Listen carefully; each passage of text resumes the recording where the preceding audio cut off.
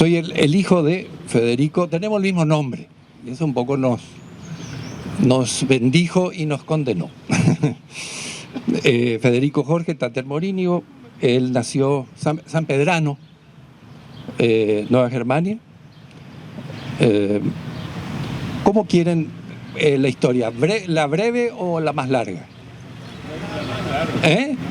Pues la breve es 3 días.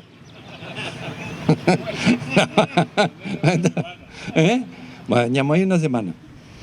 Les voy a contar entonces brevemente la historia antes que yo existiera, ¿verdad? Necesariamente. Yo nací en 1959 en el seno de una familia comunista. Comunista mi madre, comunista mi padre. Él. En clandestinidad. Ellos vivían en Ciudad Nueva. Yo nací acá, en la Cruz Roja, en la cama 3, ahí en la vueltita de la Chacarita. En esa vida de militancia. Entonces, yo conozco, por referencia familiar,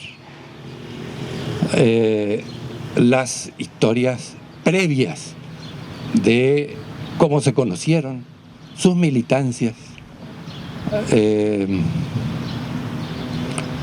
que nos llevan al año 1940 aproximadamente, un poquito antes.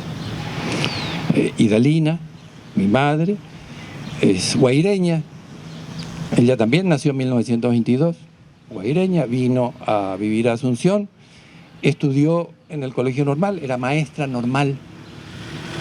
Maestra normal en 1940 significaba estar con Antonio Maidana, con Alfredo Alcorta. Claro. Y además estaba en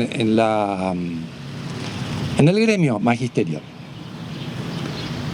Con Álvarez, con Arturo López, eran conocidos, era el gremio de los docentes, maestra normal. Mi padre, a los 12 años, es enviado desde San Pedro, ordenado por su padre, a que se integre a las Fuerzas Armadas. 12 años, era un mitaí. Entró aquí, y yo digo aquí porque es en el colegio militar, que está aquí, ahora está el Senado, donde está el plato volador chino. Ahí hizo su colegio militar, se recibió muy joven y allí se conoció con mi madre. Yo no sé quién le afilió a quién. Yo creo que fue mi madre quien le afilió o le acercó a las ideas, ¿verdad? En esa época, 1940, 42, 43, plena guerra, ellos circulaban libros como Dostoyevsky, ¿verdad? Máximo Gorki. ¿Había influencias del Partido Militar en las Fuerzas Armadas en esa época? Eran muchos, habían nacionalistas, febreristas, comunistas, colorados, y se conocían y debatían entre ellos. En el colegio de oficiales, en el Estado Mayor, era normal debatir. Según ellos era normal tomar posición. Y tenían, en plena guerra mundial, tenían en el Estado Mayor, tenían el cuadro de situación de la guerra mundial.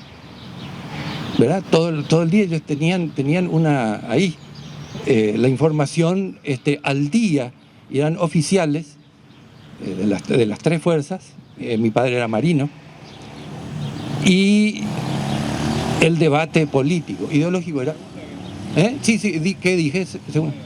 Me equivoqué. Estos son todos relatos paternos. Lo que yo estoy relatando, si tiene algo de validez, es que son relatos de mi padre, que poco me dijo de su militancia. Como buen, ¿verdad? Clasificado, no me decía nada. Pero en algunos momentos me contaba esto, o contaba en rueda familiar, de que en el colegio militar, era un debate permanente y se notaba a quién le gustaba Montgomery, a quién le gustaba Patton, ¿verdad? Y él tenía ya su corazón por Zhúkov, ¿verdad? Estábamos jodidos ya, ¿verdad? Y lo hacían abiertamente y vistiendo el uniforme, tomaban posiciones abiertas, ¿verdad? Esas reuniones no eran reuniones secretas, eran reuniones en el Estado Mayor. Le tocó vivir el desgraciado, la guerra civil. Sus compañeros comunistas, febreristas, le dijeron, únase. Y estaban a bordo de la cañonera Humaitá, junto a quien después fue mi tío, Aurelio Franco, junto a otro tío, Alborno, que era de la Fuerza Aérea, Franco era de la Armada, y realizan en el año 47, la guerra civil se desata en marzo, en julio, en forma tardía, entre julio y agosto, deciden insubordinarse y toman las cañoneras. Mi padre se hace cargo de la Humaitá y suben el río Paraná sin armamento y tuvieron un combate frente a la ciudad de Formosa, frente a la ciudad de Alberdi y Formosa, ¿verdad? Donde se instaló un nido de artillería a cargo de, creo que era coronel en ese momento, coronel Alfredo Stroessner. Entonces, desde esa época la inquina era algo personal, ¿verdad? Una inquina personal por haber combatido militarmente. Fue un duelo de fusilería porque no tenían cañones. De allí se retiran. Las dos cañoneras se rinden ante la Prefectura Naval Argentina. Y ahí empieza otra vida. Este es el primer exilio de mi padre, de Federico, de él. Luego voy a contar también de Ricardo, porque también le conocí a Ricardo.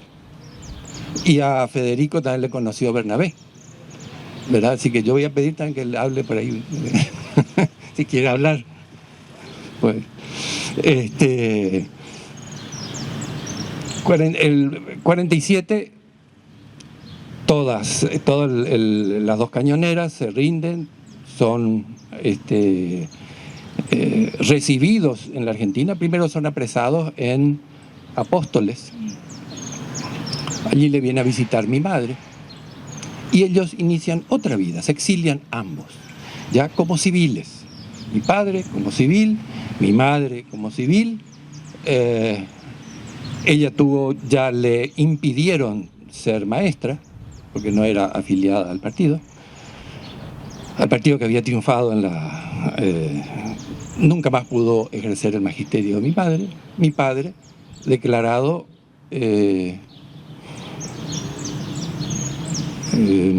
dado de baja por insubordinación. Incluso tenía en su cédula, dado de baja por insubordinación. No era el nombre rebelión. Ahí inició, era la época de Perón, el primer exilio, junto a muchos paraguayos, miles de paraguayos. En la ciudad de Buenos Aires, año 49, nace mis dos primeras hermanas, 49 y en el 50. Eran tan bolches que le pusieron Mania y Katia, ¿verdad? A quien le conoció, a Mania y a Katia, y no le podían poner ese nombre, entonces sus nombres eran María Magdalena, María Cristina, pero conocidas como Mania y Katia. Mis dos hermanas mayores. Una nació en La Boca, la otra nació en Flores. En el año 51, por organizarse en la colectividad paraguaya, son expulsados él y otros cientos de paraguayas y paraguayos y se van a Montevideo. En ese momento ya eran cuadros activos del Partido Comunista Paraguayo. 51, 52. Y hay una parte que no me la contaron nunca, pero yo me fui enterando más o menos. Pero ingresan a la escuela de cuadros del Partido Comunista Brasileño. Y se van a estudiar ambos. Estuvieron en Río de Janeiro, Bahía, San Pablo. Y en Río de Janeiro, es un pequeño espacio de la ciudad que se llama Niterói, donde está la Facultad Federal Fluminense. Había sido que ese es el lugar reconocido como la escuela de cuadros del Partido Comunista Brasileño, y ahí estuvieron. Se habrán conocido con Maringuela y compañía. Eran nombres que para mí me eran familiares. Yo le miro a Nayib como una referencia histórica, pues, ¿verdad? Entiendo que ellos tenían que haber tenido esa relación, y ese nombre Maringuela en casa era algo natural. Y entre ellos dos, cuando querían hablar algo que nosotros no nos enterábamos, o hablaban guaraní cerrado o hablaban en portugués. ¿Verdad? Querían decirse algo que los mitaíces no nos enterásemos. Hablaban portugués o guaraní cerrado, pues ambos hablaban perfecto un guaraní cerradísimo.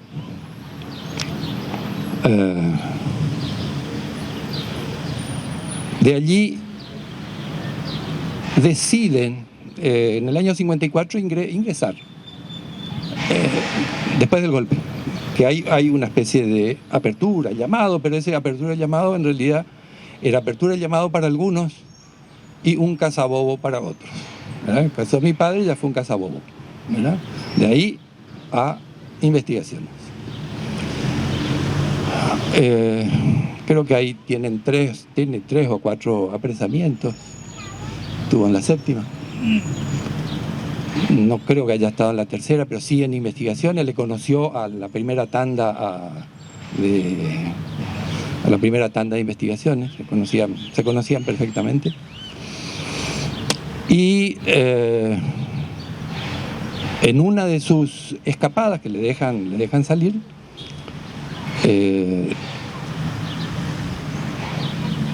toman ya en una vida clandestina, en el año 58, 59,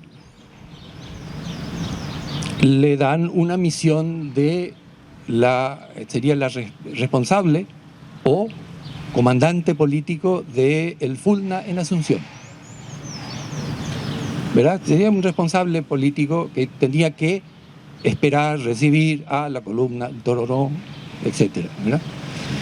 Y son apresados, es apresado mi viejo, el Federico, con Aníbal Garcete, el cañero, ¿verdad? El compañero cañero, y Alex Barret.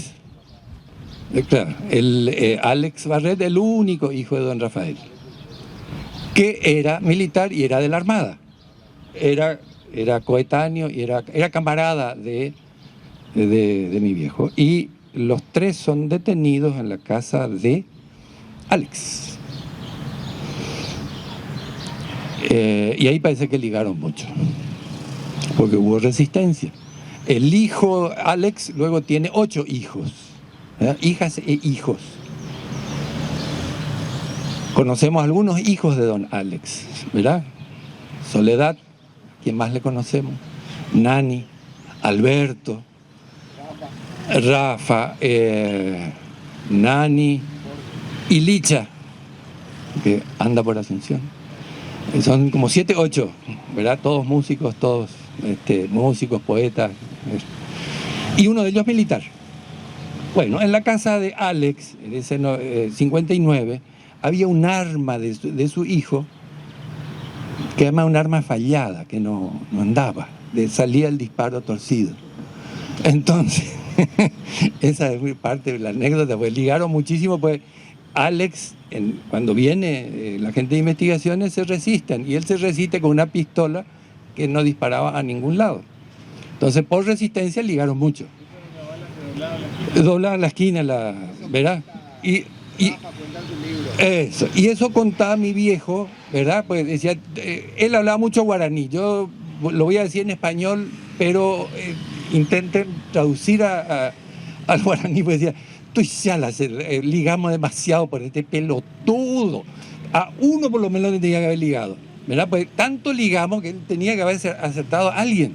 No le aceptó a nadie, pues era una bala perdida. Y hizo un plis, plis, plis, plis, plis, plis, plis, y bueno. 59, ahí le tocó ya una gran paliza, eso significa tortura en términos, ¿verdad? Claro, ya no tenía dientes, había perdido los dientes, ¿verdad? De todas las ligadas. En el 59 nazco yo, así, y eso es también historia familiar. Él es llevado a la guardia de seguridad. Y ahí estaba un camarada suyo, Escobar, ¿verdad? Juan Ramón Escobar. Y ahí hay una anécdota también que lo cuenta ya mi madre, Idalina, eso lo conté el otro día, antes que me olvide. Pues Idalina, ¿qué hacía? Hacía la gestión. ¿A quién le tenía que ir a hablar? No le podía ir a hablar a Stroessner. Año 59, 60, casi 60. Iba a hablar con los ex camaradas de mi viejo, con los ex camaradas colorados, ¿verdad? Para que le traten bien, que no le rompan el alma, ¿verdad? Libertad y que le traten bien. Y aparentemente quien hizo una moderada gestión para ablandar el lugar, paradójicamente fue, no sé si en ese momento era general, era Saprissa, no Camilo Almada Morel. Saprissa, el Saprissa tomó su nombre. Era camarada de mi viejo. Y ya era general. Y voy a hablar con Saprissa para decirle, mirá, tu compañero. Y Saprissa le dijo a mi madre, yo no me voy a ir a ese lugar. Pues me dice, me invita, todos los días me invita a Escobar para ir a comer asado, pues ese lugar, hasta el día de hoy, pero en esa época sobre todo, era donde venían las vacas del Chaco y donde se distribuía la carne para cárceles, comisarías y regimientos. Ahí se hicieron ricos, pero era el tráfico de la carne. Ahí tenían buena carne y cuando querían los milicos, cuando querían ir a comer buena carne, era a la guardia de seguridad. Y Saprissa dijo, yo no voy a ir a comer asado allí mientras camaradas míos estén detenidos. Eso le había dicho, y que habría hecho una gestión para suavizar sus condiciones de prisión. Al salir de la guardia de seguridad, ahí tiene la primera amenaza, una amenaza importante, que es la que después escuchamos en casi todos los desaparecidos, asesinados, ¿verdad? También en guaraní, la próxima no vas preso, la próxima, ¿verdad? La próxima vas al suelo. 60.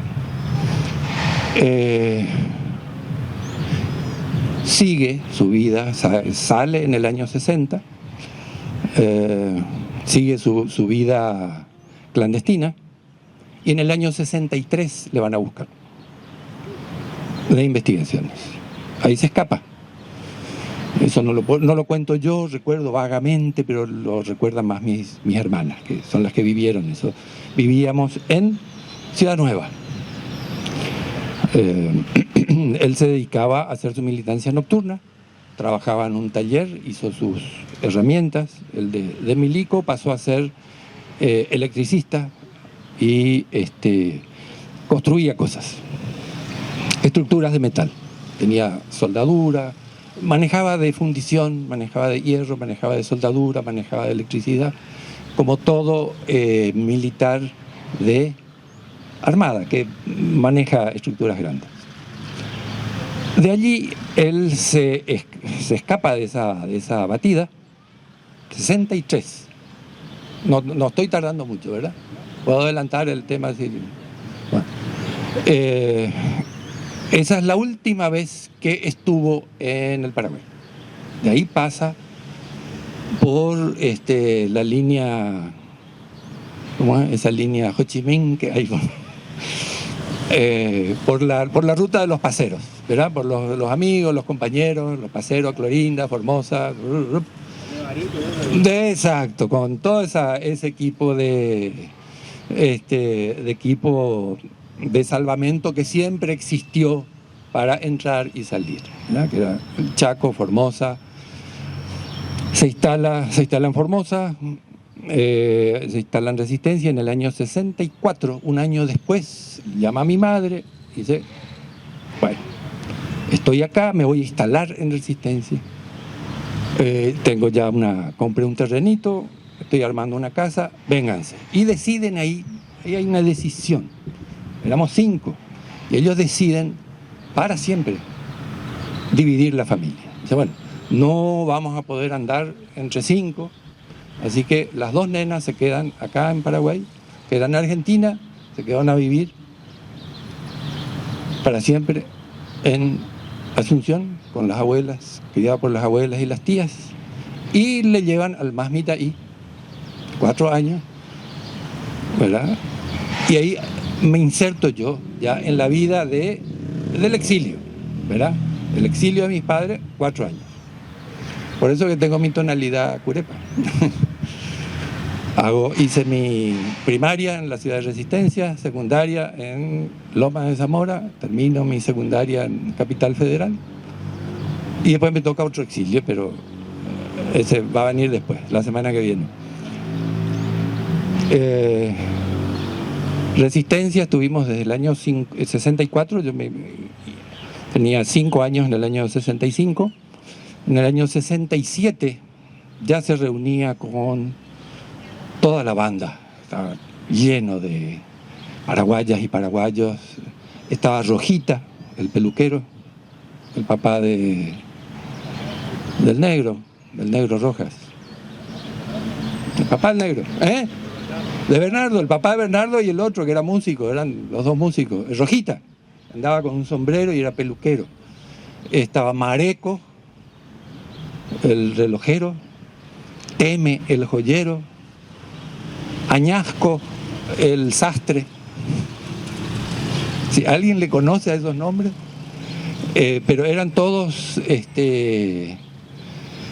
ex integrantes de la Tororó, Fulna, PC, eran todos, era una gran comunidad de exiliados. En el año 67, esto era ya el gobierno de Onganía, dicen que don Alfredo Stroessner se fue a pescar a Corrientes. No sabemos qué iba a hacer a Corrientes, pero ingresa a Corrientes. Probablemente alguna reunión con militares del sector de Onganía, y en forma preventiva, así dice el parte policial, son detenidos cerca de 200 paraguayos de la ciudad de Corrientes y de Resistencia. Entre ellos estaba mi viejo. Eso encuentro, ya me toca a mí encontrar esos datos en el archivo del terror. Como un apresamiento de la policía, de la policía de Resistencia, Chaco, República Argentina, estaba todo el expediente en el archivo del terror. Porque al comienzo de la carpeta, el jefe de la policía de la provincia del Chaco decía a mi general Stroessner, firma, ¿verdad? Todo el dossier de todos los paraguayos que había cazado para que él pueda estar tranquilo en Corrientes. Eso indica ya un primer grado de 67, ¿verdad?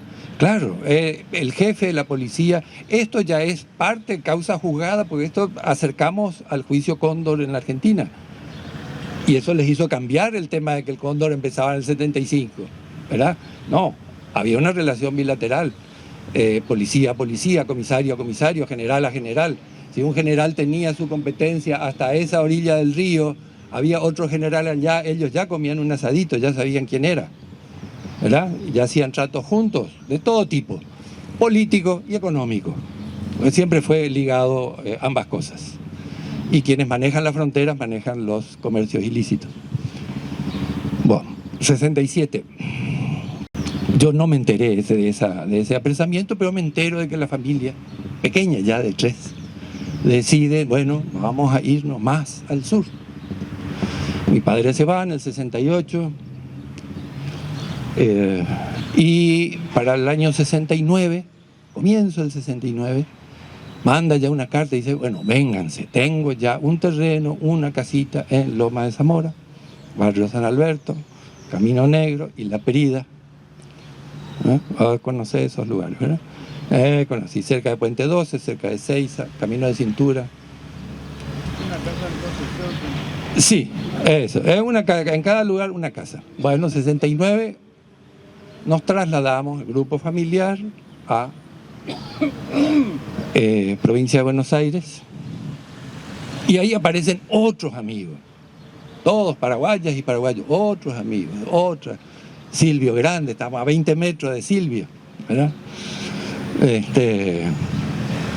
Y ahí ya empieza, Bernabé ya tiene que empezar ya entra en la historia, ¿verdad? Pues, porque, era ya zona, él era Paso del Rey, Loma de Zamora, había sido que los paraguayas y paraguayos se reunían, ¿verdad? Los fines de semana, todos los fines de semana, a hacer política. Era una política interesante porque era minga. ¿Verdad? El sábado se iban a Ciudadela porque el compañero necesitaba su muro. Entonces se iban entre 10, le hacían el muro, le hacían su gallinero y de paso hacían una reunión. ¿Verdad? O San Justo, y en San Justo ya estaba... ¿cómo era? De San Justo creo que era Ricardo Barreto, ahí ya. Pues había yo digo banda, pero eran núcleos, ¿verdad? San Justo estaba ya este compañero que fue director de la cárcel, Sandino Gilo Porto, también. Entonces hacían un domingo, como mi viejo era electricista, bueno, vamos a arreglar la heladera. Y ya se ponían en fila 3, 4 heladeras, iba a ir arreglando, ¿verdad? Eran reuniones de apoyo social y conversación, y de intercambiarse para saber qué pasaba en Paraguay, qué dice la gente en la calle. Eso escuchaba mucho. Y bueno, ahí yo tenía más o menos, yo llegué ahí con 10 años, 10, 11, ya era partícipe de esas reuniones. A veces me tenía que ir a esa. Y era el que se va, el tereré se hacía calor y el mate se hacía frío. Entonces presencié muchas reuniones de las cuales no sabía su contenido, ¿verdad? Pero sí que todas eran en guaraní, todas hacían referencia a qué había que hacer, cómo había que organizarse, el tema de la unidad, el tema de todos los temas de las militancias de los fines de semana, pero con mucho trabajo social, sábado y domingo. Los domingos era para la militancia. Mediodía, ponele que era mediodía. Allí yo ya le empiezo a conocer, voy a hacer con el dedo, ¿verdad? A Ricardo Barreto Dávalos, el hermano de nuestro compañero Emilio. Que era zapatero, sí, pero era un mago haciendo zapatos. Él hacía zapatos para mujeres, le hacía botas, era un armador, era lo que se denomina zapatero armador, era un constructor de zapatos.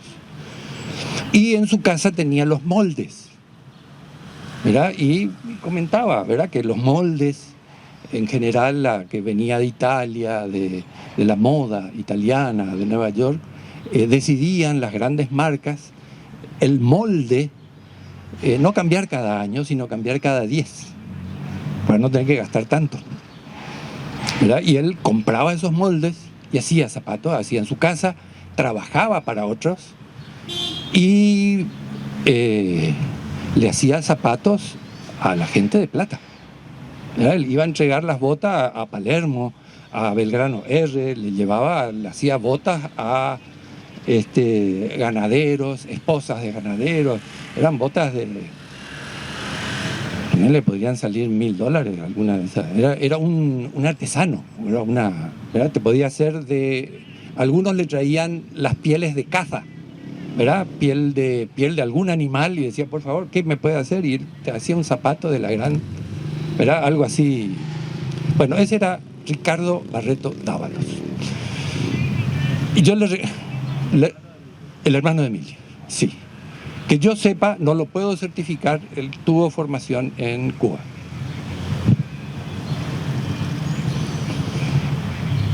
Y con él tenía una relación muy especial, pues yo estaba entrando en la preadolescencia especial, ¿verdad? Me gustaban los Beatles, cabello largo, y mi viejo, que era un bolche stalinista, quería que yo leyera ¿verdad? A los pedagogos rusos, o todo aquello que hubiera sido aceptable y aceptado, ¿verdad? Y a mí me gustaban los Beatles. Y un día me dice, escuché por ahí que los Beatles hicieron un viaje a la URSS. No debe ser mala gente esa. Sí, ahí se dio un poquito, me permitió escuchar un poco más. Si no, era así, era la línea. Y Ricardo, claro, pues además mi viejo me daba los libros, ¿no? Tomás, tenés que leer, tenés que aprender a leer, amigo. Tenés que leer esto. Quien no lee, no. Y eran unos socotrocos, así tremendo. Yo agarraba 20 páginas pura filosofía política, ¿verdad?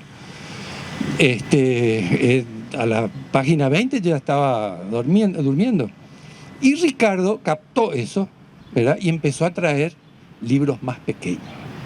Y él traía unos libros, pero envuelto en la tapa del diario Crónica. Vieja táctica, ¿verdad? Envolver el libro en el diario. Pues, Crónica era como el popular acá, que no es diario prácticamente, ¿verdad? Es algo que valía menos que el pasaje, ¿verdad? Y en el colectivo no podías agarrar ese papel, y me decía, mira, este es más chiquito y tiene las letras más gordas. Y empezaba a mirar hacia adentro quién era, Leduán, ¿verdad? Nguyen Van Giap.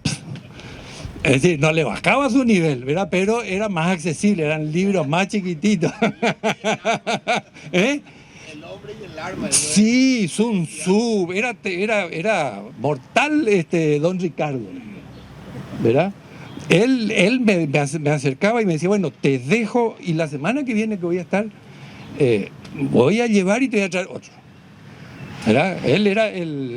Hice contacto con él, ¿verdad?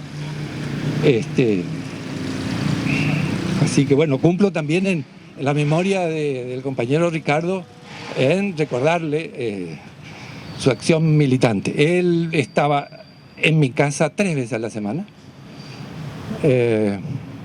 Comíamos juntos, a veces les acompañaba a ellos a sus bingas, reuniones, o a veces le acompañaba a mi viejo a algún laburo, y siempre estaba Ricardo dando vueltas.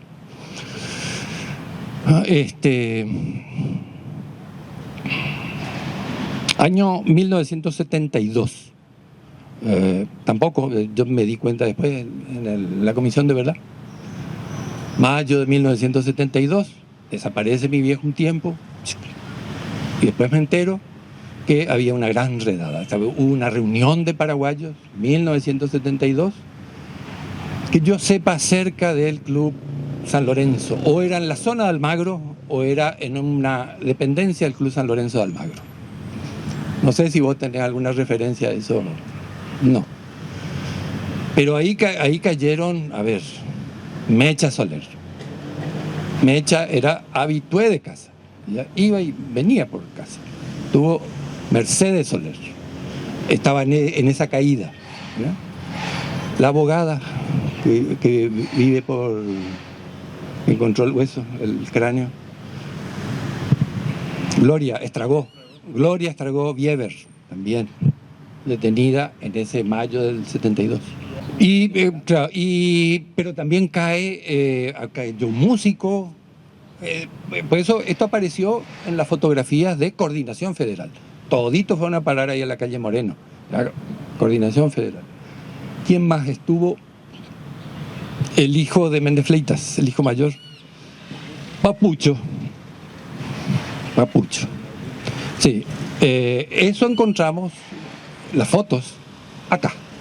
Esas fotos, eran unas perfectas fotos de acá, medio cuerpo,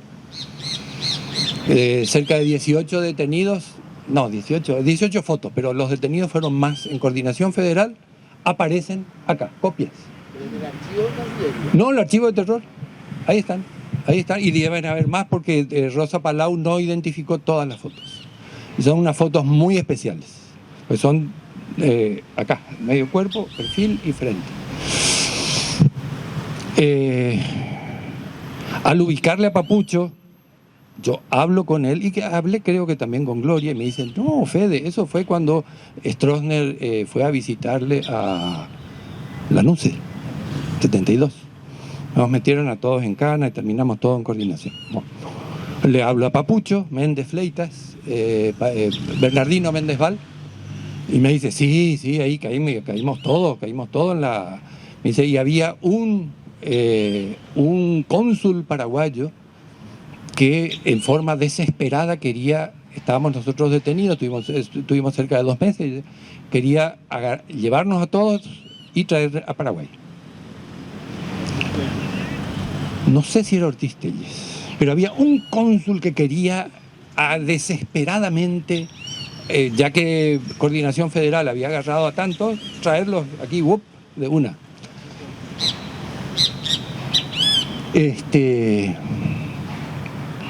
Y es muy probable, pues él es el gorrión del Cóndor. El coordinador, el gorrión. Bueno, de Ortiz Telles podés hablar vos después, para comentarle un poco de cómo es el pipí de Ortiz Telles.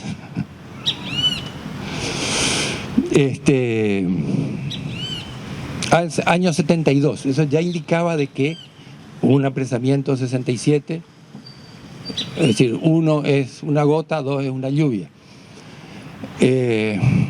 Viene el periodo de Cámpora, un periodo de amplias libertades, pero también de violencia creciente. Voy a saltar un poquitito esa época, ¿verdad? 75, vos ahí ya estabas, andabas por ahí acá y en Diras. Ya están. Bueno. Pero voy a contar algunas cosas que recuerdo. La memoria no es exacta, ¿verdad? Y si ahora lo estamos relatando es por una necesidad presente, ¿verdad? Es el mantenimiento de la memoria, el mantenimiento de esta plaza y hacer un acto de resistencia. Pero puedo fallarme la memoria. Como no está escrito, me puede fallar y puedo no encontrar algunos nexos. Pero recuerdo que en el año 75 se intensificaron las reuniones.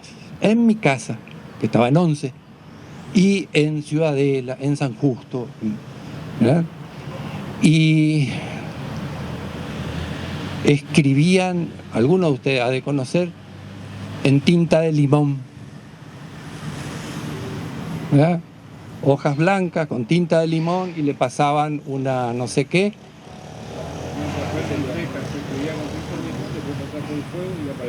Eso. Yo participaba como matero en esas reuniones, ¿verdad? Matero, pues no me decían nada, era todo, leían, la puta, era todo secreto. Recibir una carta, esa era una reunión con un fueguito, porque eso tenía que ser leído y destruido en el acto, ¿verdad? En el acto se destruía esa. Me llamó la atención de que era más continuada esas reuniones. Se ve que eran contactos más lejanos. Entró la dirección del partido a Paraguay. Ajá. Y claro, ya era diciembre del 75. Sí. Entran todos acá en la actividad, entonces Claro. van allá, estaban en el partido. Bueno, entonces, por allá, después del 75, verano del 76, A ellos les secuestran en octubre. Recuerdo algunas de las expresiones, tanto de Ricardo como de Chopelí, voy a decir mi viejo, ¿verdad? Pero lo decía en guaraní. Yajapá, vamos, ¿verdad? Yajapá, no, pero nos van a meter en cana, viejo, no. Sí, pero va a ser de a uno, de a dos. Aquí, en guaraní lo decía, nos van a liquidar 1 a 1. Nos van a liquidar 1 a 1. Yajapaité, vamos, no nos van a aguantar. Y eso creo que lo escuché en español, ¿verdad? Lástima de no haber aprendido mejor. Pero algo así como 500 de nosotros no nos aguantan en la cárcel. Vamos y hay que entregarse, nos entregamos y hacemos la resistencia. Es una decisión embromada, ¿verdad? 500. Él decía, yajapá, de a 500. Y que Dios decida. Pero no había acuerdo. Ricardo estaba en esa tesis. Chopelí creo que insistía en ese tema. Me imagino que era para acompañarte a vos, porque era venir acá presa, aquí o a emboscada, no había otra. Eso era ponerle verano, casi otoño ya del 76. Y allí nos tocó ya algunas caídas, ¿verdad? Ya las bombas iban cayendo así alrededor, ¿verdad? ¿Cómo yo me enteraba de eso? Bueno, prepara tus cosas que nos vamos un ratito. Salíamos de la casa y Dalina, mi mamá, tenía que quedar, ¿verdad? Tenía un negocio de reparación, pues, de heladera y eso. Ella se quedaba y a mí me habrá tocado dormir un fin de semana en la provincia de Buenos Aires, en algún lugar. No sé si habré ido a Paso del Rey. A veces no sabía a dónde terminaba, pero me quedaba en casas, ¿verdad? Un fin de semana largo, hasta que las cosas se calmen. O hasta saber si el que cayó cantó. Eso más o menos es lo que yo interpretaba, yo trataba de interpretar. Estaba terminando mi secundaria, cuarto año de secundaria, en el Colegio Público Mariano Moreno. También mis compañeros estaban empezando a desaparecer. O algunos se iban del país, ¿verdad? Nos decían, chicos, vamos a hacer una reunión porque este fin de semana mis viejos decidieron irse a Italia. ¿Y por qué? Y no se dice, pero... Y despedíamos a alguien, a algún compañero, compañera que se tomaba el avión, de aquellos que podían salir, ¿verdad? Otra cosa que decía Chopelí, y eso lo compartía con mi mamá, sobre todo. Mi mamá no estaba de acuerdo en que él viniera a Paraguay. No quería más golpes. Sin saber de que después le tocaría una militancia de 30 años más. No quería más cosas duras, ¿verdad? Y él decía, bueno, vamos, vamos al frente.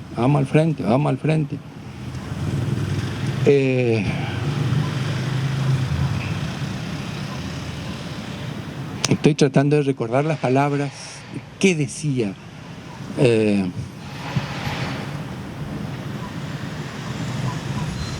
Bueno, continúo, después va a volver. Es el tema de la memoria. Porque esto no está escrito. Son charlas entre compañeros, ¿verdad? Que tal vez por primera o segunda vez, esto yo lo dije, lo compartimos en familia. Y por ahí lo compartimos en un café en el Granel, no más. No más.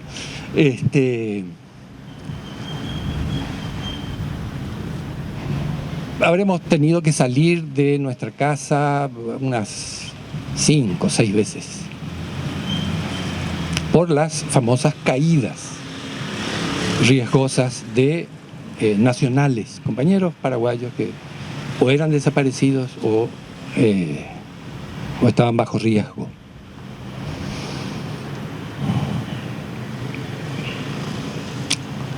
Hasta que llega el 12 de octubre, era feriado en la Argentina, el 12 de octubre es secuestrada una compañera mía, una amiga, no era de militancia, yo no hacía militancia más que cultural, mi militancia era cultural, era fotografía y dibujo.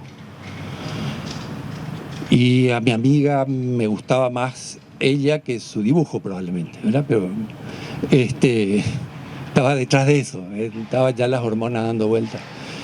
Y ella secuestrada por 15 días, el 12 de octubre, era un viernes, y les cuento a mis viejos, mirá, la Peti cayeron a buscarle. Me dice, bueno, vamos a tener que salir otra vez. Ahora me vino a la mente lo que él insistía. Estoy podrido de los exilios. De los exilios. ¿Verdad? Estoy podrido. Ya quiero volver a Paraguay. Que sea lo que tenga que ser, pero volver. No seguir saliendo. Pues la gente estaba saliendo a Europa, ¿verdad? No, otra, y ella, mi padre decía, bueno, vamos más lejos. ¿Y a dónde más lejos? ¿Verdad? Vamos a volver adentro, pero volvemos entre 500. Ese era un debate ahí, vos habrás presenciado alguno de esos, ¿verdad? Disyuntivas, ¿verdad? Disyuntivas familiares. Y bueno, pasa sábado, domingo, mi padre no decide ir a un lugar, y el lunes, no nos enteramos de ese lunes, el lunes a la mañana le secuestran, creo que en San Justo, a Ricardo. Nos enteramos mucho tiempo después. Y a las 6 de la tarde vienen a buscarle a Chepelí. Tiempo después sabemos que era un equipo del primer cuerpo de ejército, de inteligencia, del batallón 601. Les secuestran allí mismo, mantenido allí en interrogatorio durante un tiempo. Por una casualidad del destino, como era hábito, no teníamos teléfono, yo salía a hablar por teléfono al bar de la esquina, precisamente para alertar a mis amigos sobre un secuestro de una amiga, la Peti, que fue secuestrada durante 15 días. Después me entero, después de muchos años, de que ella fue secuestrada, probablemente por un equipo de inteligencia, fue mantenida bajo esclavitud durante 5 años. Y tuvo la oportunidad de brindarlo eso en juicio. Es conocido como la causa Diegues. Su novio era un conscripto del ejército argentino, a quien secuestraron, y por eso la buscan a ella. No tenía que ver con mi padre eso. Y ella testifica en la causa Diegues, en Comodoro Rivadavia, en el sur argentino, y fue declarado 20 años al mayor peirano de inteligencia, Carlos Españadero. Y ella ahí en juicio dice, usted me mantuvo 5 años de esclavitud. No dijo sexual, pero era esclavitud sexual, ¿verdad? Y lo dijo en juicio y le mandó 20 años a Carlos Españadero.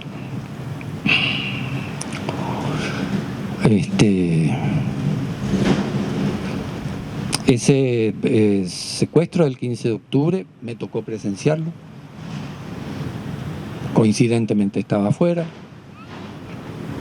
He visto cuando le llevan. Creo que nos vimos, creo que él me vio.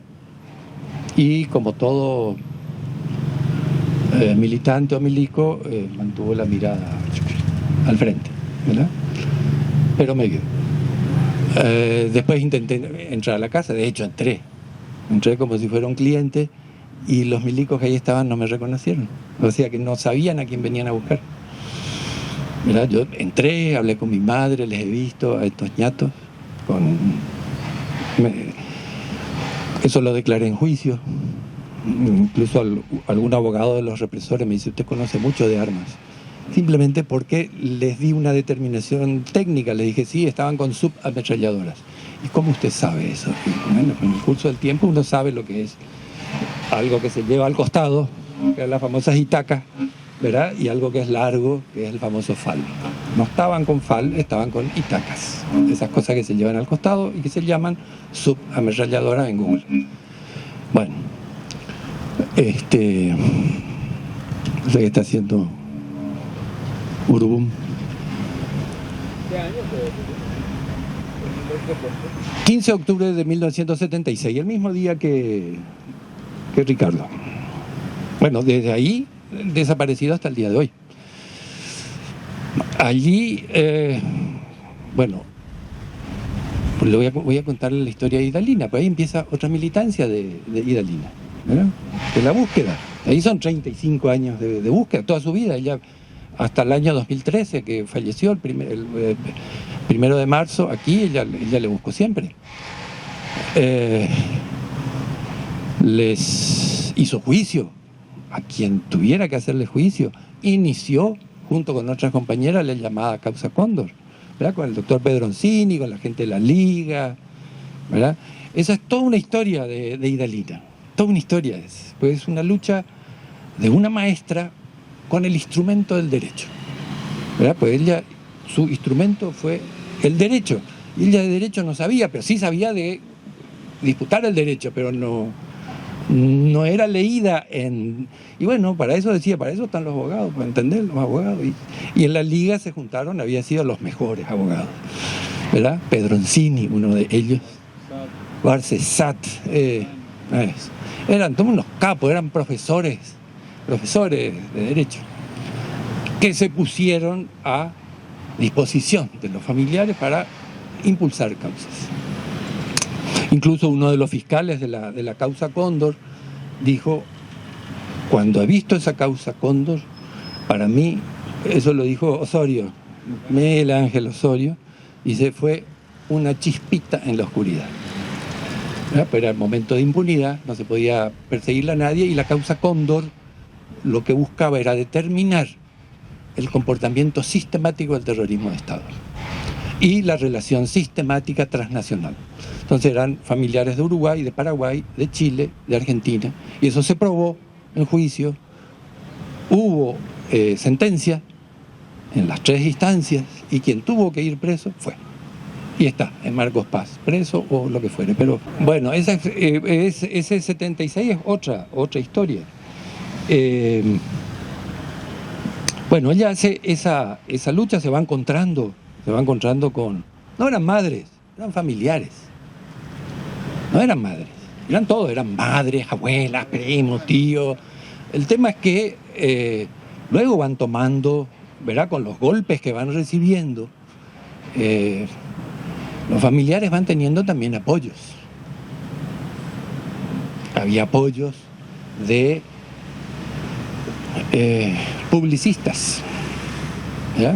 Dicen, bueno, se ve que con las madres no se quieren meter, entonces pongámosle el nombre madres, para que el golpe no vaya a todos. El tema del pañuelo blanco, que no era un pañuelo, era un pañal, pero después resultó que se quedó en un pañuelo, pero el tema era poner un pañal, decir, somos madres, tenemos un pañal, ¿ya? Cosas así de...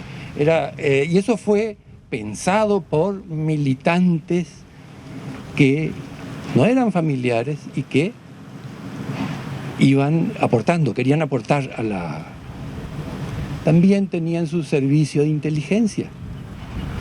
No todos los militares argentinos estuvieron en el terrorismo de Estado.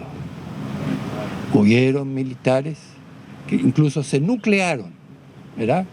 Estaba el CEMIDA, Centro de Militares por la Democracia, estaba el coronel Ballester, ¿verdad? Y su secretaria, Sonia Wiener, hoy es una cientista en el área de la inteligencia. Sus libros son muy interesantes. Sonia Wiener. Bueno, ella era secretaria del CEMIDA, era secretaria del coronel Ballester. ¿Y qué hicieron estos militares? Infiltraron a los dispositivos represivos y les acercaban a los familiares y a las madres documentos secretos, ya que ese grupo de madres tenía, para su defensa y accionar político, tenían apoyo de inteligencia. Como toda acción política tiene que tener, ¿verdad? Hay que saber el tamaño, el color, el tamaño, la estatura del adversario para poder hacerle frente. Y ellos tenían excelente información de primera mano. Por ejemplo, una reunión secreta, en esa época era secreta, de ejércitos latinoamericanos en el año 87 en Mar del Plata, lo tenían ahí en la plaza, ya en fotocopia. Imagínense qué secreto que era. Y en esa reunión estaba todo el equipo Cóndor paraguayo. Estaba Fretes Dávalos, Juanes Serrano,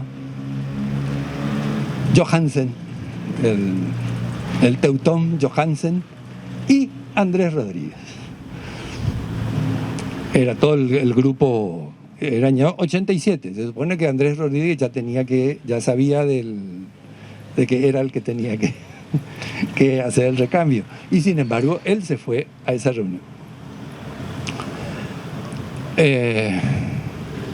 Tenían información de primera mano y los compañeras y compañeros del sector militar eran tremendos militantes también, ¿verdad? Se enfrentaron a mucho. Se enfrentaron a mucho para dar esa pelea.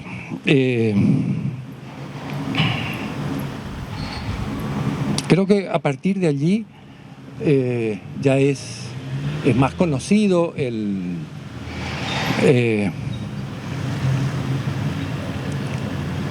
tema de la disputa ante el Poder Judicial, y un grupo de familiares, de madres, eso sí me gustaría destacar. Porque al comienzo, porque allí en ese... ¿Cómo te va, querida?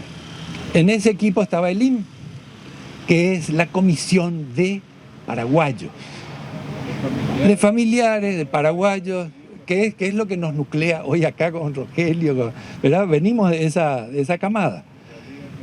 Porque al comienzo nos integramos a los equipos argentinos, ¿verdad? A la liga, a las madres, a familiares, a Herea.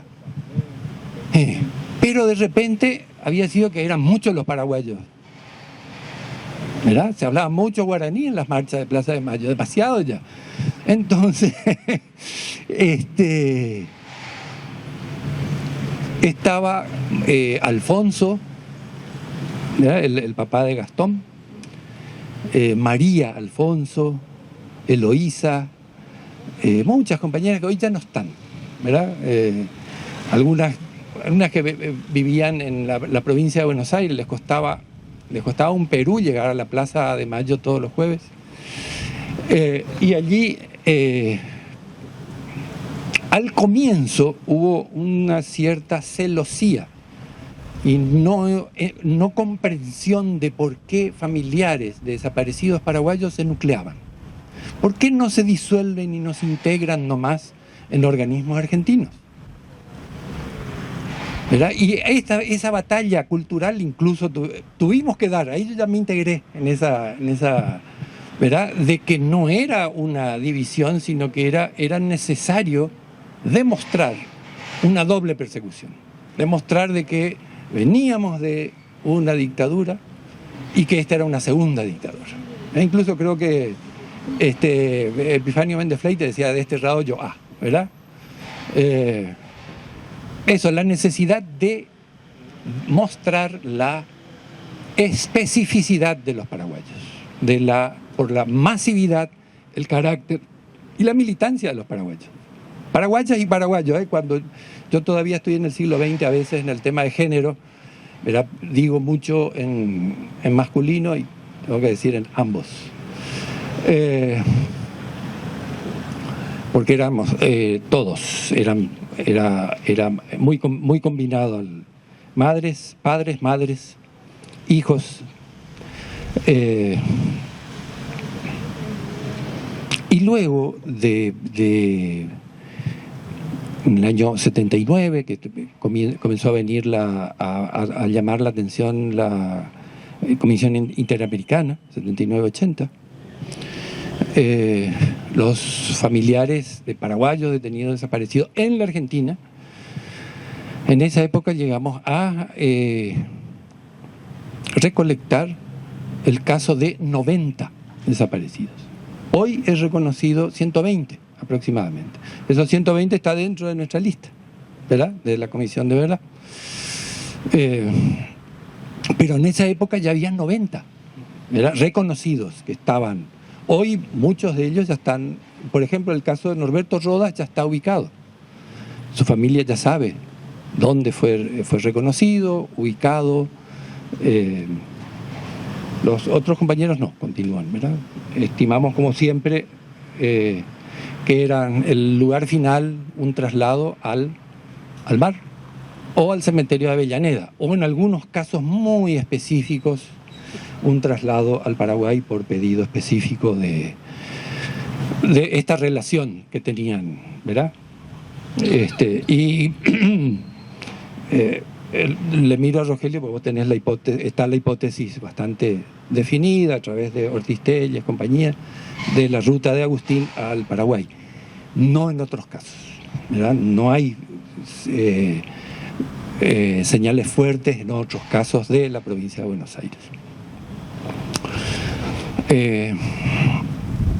Yo ya estoy hablando del periodo democrático, llamémosle democrático liberal en la Argentina, todavía dictadura en Paraguay, y comienza a articularse aquello que se denomina el equipo argentino de antropología forense, que busca agregarle a la búsqueda ciencia, ¿verdad? Eran todos militantes, pero que comienzan a estudiar para llevar ciencia al tema. Y voy a repetir algo que lo dijo en algún momento, no lo escribió, Maco Somigliana, ¿verdad? Carlos Somigliana, del porqué de esa relación con los familiares de paraguayos. Dice, nosotros llegamos a encontrar cerca de 600 cuerpos, sin contar los que habían ubicado ya tirados al mar, que eran difíciles de encontrar. Pero hasta el día de hoy hay 600 cuerpos sin identificar en el cementerio de Avellaneda. La mayoría de esos militantes populares y sociales dentro, probablemente estén casi todos nuestros nacionales desaparecidos allí. Probablemente. No sabemos, probablemente. Pero todo indica que probablemente sí. Maco se sinceró y dijo, bueno, estamos en este tema de la antropología forense, de la ciencia forense, es un tema de debate permanente. El foro se debate evidencia contra evidencia. Vos tenés una evidencia, yo tengo otra.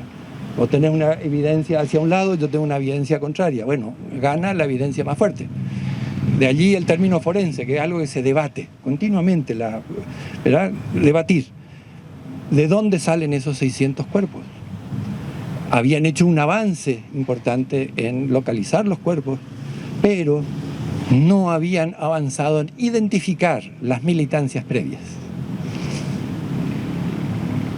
¿Cómo así? ¿Cómo hicieron todas esas 600 para terminar en el cementerio de Avellaneda? ¿Cuáles fueron esas vidas? ¿Verdad? Esos son términos ya, el ABC, ¿verdad? Premortem y postmortem. Esa vida premortem, esa vida de militancia. Y Carlos Somigliana dice, nos vemos en la necesidad de reconstruir. Fíjate vos el tamaño de su... ¿verdad? Nos vemos en la necesidad de reconstruir la militancia política y social en la provincia de Buenos Aires para poder identificar esos 600. Y para identificar esos 600 tenemos que saber la vida social y militante de los paraguayos en esta provincia, que tienen indudablemente peso político importante. Es decir, no es que se acercaron a los paraguayos solamente por una cuestión futbolística, sino entender la militancia política y social de la provincia de Buenos Aires. Él, como cientista, decía: tengo que entender al exilio paraguayo, tengo que entender esa militancia, su carácter, porque seguramente están allí ellos, y si la encontramos a ella, encontramos a los otros también. Bueno, yo ya veo caras cansadas, yo también ya checaneo. Así que nos vemos la próxima.